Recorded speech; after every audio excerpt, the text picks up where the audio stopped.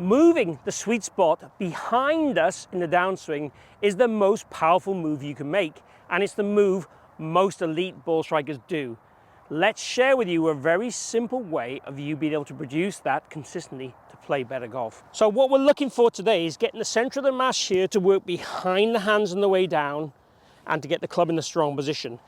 Getting this shallowing action through what I would call a shaft and wrist and arm twist in that transition area, taking the club from being more vertical to more behind us in a simple move.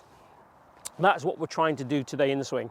Enable us to twist that shaft, take that sweet spot, kind of behind our touch line, so then it can swing from the inside and we can rotate through the golf ball to create more force and more speed and more torque. That's what we're doing. All good players have this move in the golf swing.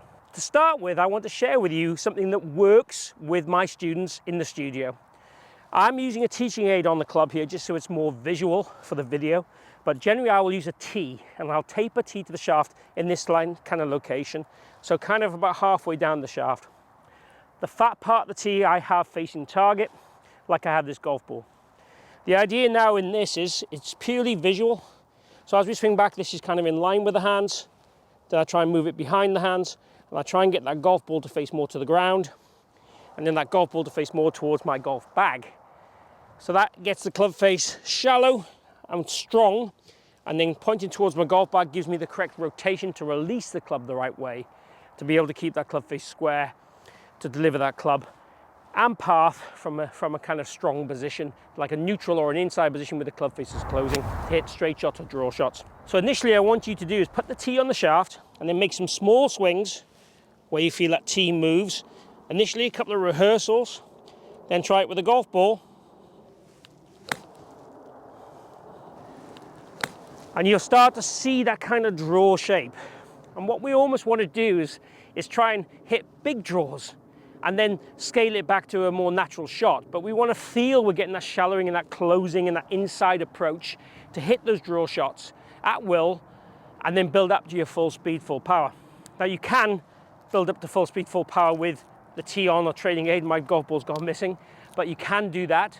I'm going to go back to my normal club now and show you how I'll do it in normal club and just use the concept and the idea. So I'm after the same feels.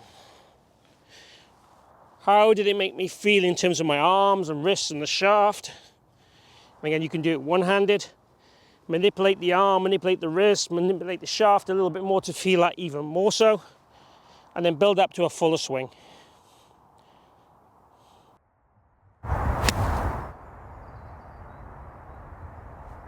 And to be honest with you, I couldn't hit a better shot.